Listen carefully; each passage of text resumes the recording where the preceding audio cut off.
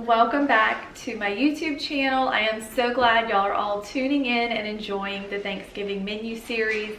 Today we are going to be making cornbread dressing, and it is keto friendly, it is low carb, it is sugar free, and it's going to leave you totally satisfied, so much so that you're going to be like, I don't need traditional cornbread dressing, because this one is a very, very good replacement for the one that is full of carbs and all the things that are going to hinder your weight loss goals, I guess.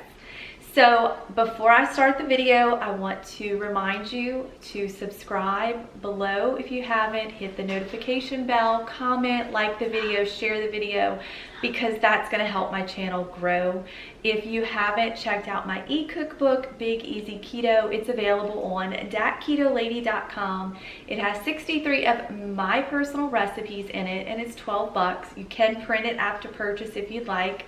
And if you haven't checked me out on Instagram, go check me out on that platform as well. I'm Dat Keto Lady there also. I'm Dat Keto Lady everywhere. So let's get started cooking this delicious cornbread dressing. As with most of my recipes, I would say 99% of my recipes, you don't need any special ingredients to make this recipe. You can find all of them at your local Walmart or grocery store. So everybody should be able to make this and enjoy it with the ones that you love the most. The very first portion of our recipe is very easy. This is a small Cornish hen. They're normally sold in a pack of 2 in the center freezer section of the store. It's usually not by the fresh meat because they're always frozen in most cases. So in addition to the small hen, you're going to need a 1/2 cup of chopped bell pepper, a 1/2 cup of onion, a 1/2 cup of celery. Then we're going to season the 6 cups of boiling water that we're going to cook this in with Tony's salt, pepper, onion powder, and garlic powder. So that's where this whole recipe starts. And the reason we're going to boil the hen is, number 1, we're going to use the meat in the cornbread dressing. And number 2, we're also going to use the broth that's made in the dressing. So let's move on to that part. In my pot, I have 6 cups of water, my hen, and I have it over a medium-high heat. To that, I'm going to add my 1/2 cup of chopped bell pepper, my 1/2 cup of chopped onions,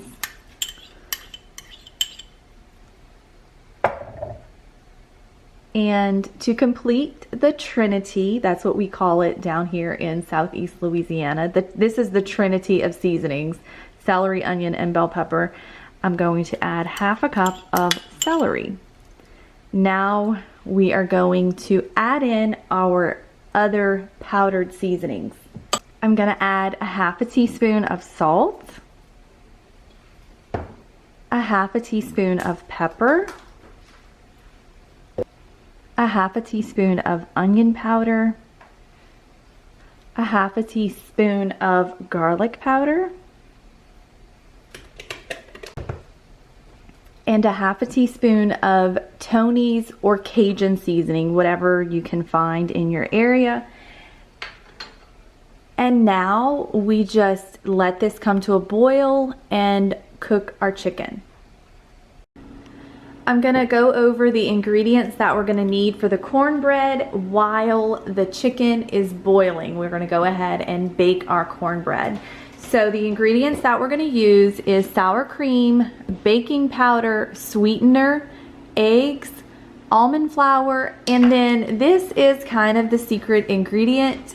Corn is not typically something that we eat when we're living a ketogenic lifestyle, but if you look at the macros,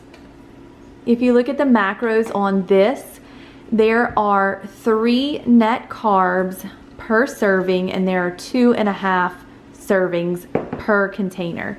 So what we're gonna do, obviously we're not gonna put these giant stalks of corn in there. I have my immersion blender attachment over set to the side. I'm gonna put these in there and basically pulverize them. The immersion blender that I have is absolutely phenomenal. You can see I have the attachment hooked on. I got this on Amazon and I will link it. I use my immersion blender so much. But I have my little baby corns in here and I'm just going to pulverize them. If you have some harder pieces, like some of the stalks that don't want to break up, I just take those out and then I'll just leave them out because I don't want any hard pieces in there.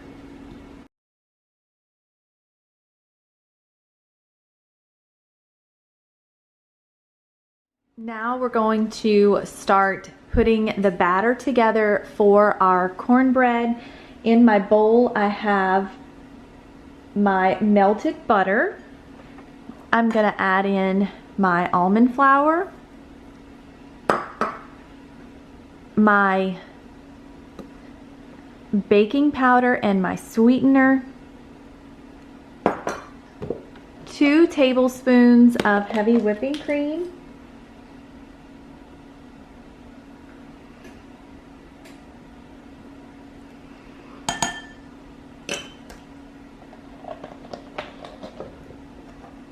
I'm going to add in my eggs,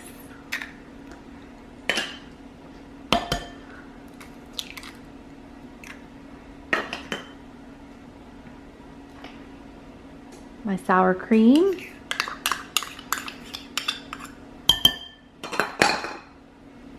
and my pulverized baby corn. Now we're going to mix it up.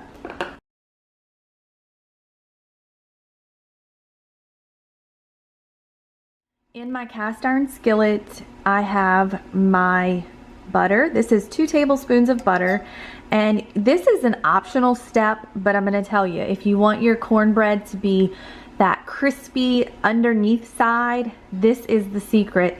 You're going to put some butter in there, melt it, we're going to let it get really hot, and then we're going to pour the batter on top of that super hot butter before we put it into the oven.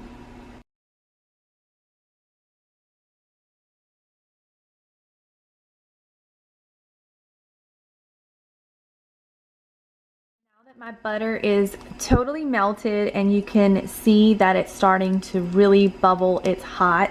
I have my cornbread batter and I'm going to put it in.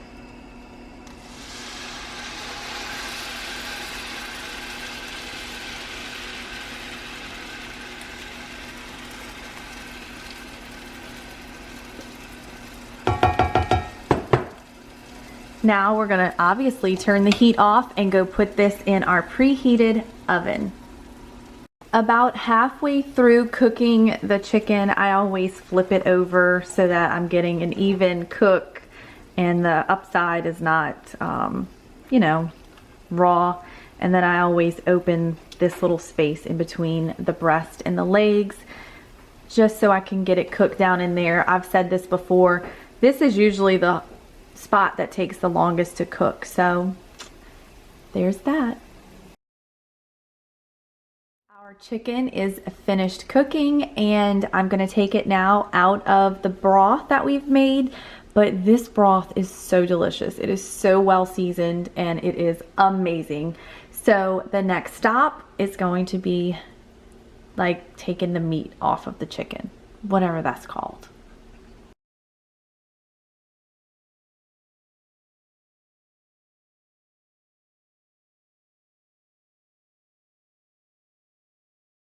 We have our chicken all shredded off the bone. I'm going to shred it a little bit more so it's finer. We're going to actually start assembling the cornbread together with the stuffing mixture. Pop it back in the oven for a few minutes and it's going to be ready to eat. Alright, so I still have my cornbread in my cast iron skillet, and what I'm going to do is I'm just going to break it all up. And you can see, you see those parts? Oh, those are the best parts.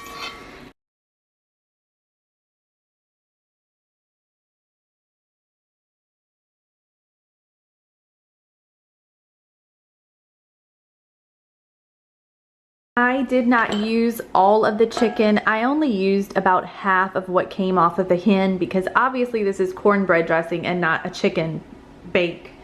So this is what we have so far. To that, I'm going to take the broth. You see the broth over here? So I'm going to take just 1/4 of a cup of the broth, add it in there. Actually, I'm going to do 1/2. So I'm going to do total 1/2 cup of the broth. And then I have just some extra celery, because I like mine to have a little bit of crunchy pieces. Just a sprinkle of celery, a sprinkle of bell pepper, and a sprinkle of onion. And now we're going to mix it up. You don't want it to be soupy, but you do want it to have some good moisture content to it. My oven is still on 350. I'm gonna pop this back in there for probably 10 minutes. We'll see. But what I wanna watch is just like it's gonna get kind of crispy brown parts on the top. That's how I'll know it's done. While that is in the oven baking, I just wanted to show you, I still have a good amount of broth left. Don't throw this out, put it in the freezer, and that way you can have it for the next time you make chicken soup or something that you need chicken stock for. Guess what? You have some homemade stuff on hand. Don't just toss it out. And I also put like the extra veggies and stuff, I will put them into Ziploc bags as well. That way I always have some, you know, chopped seasoning and stuff on hand, ready to go when I need it. I just took the cornbread dressing out of the oven. I baked it on 350 for 10 minutes. If you want it to be a bit more crispy on top, absolutely feel free to cook it longer, but I think it's good at this temperature and time. Also, you have to take into consideration you don't want to dry it out by over baking it. So there we go. That concludes today's cooking video. I hope y'all really enjoyed seeing the recipe be made, and more importantly, I hope that y'all will make it for your family and friends this holiday season. If you haven't already, hit the subscribe button, the notification bell, all that good stuff, and tune in for the next episode of our Thanksgiving cooking series or menu series, whatever you want to call it. And it's going to be a delicious one. Everyone's going to enjoy it. By the end of the series, my goal is to have a well-balanced plate of Thanksgiving/holiday food that is all keto friendly and is going to keep you on track throughout the holiday season. So thanks again. If you liked the video, give me a thumbs up.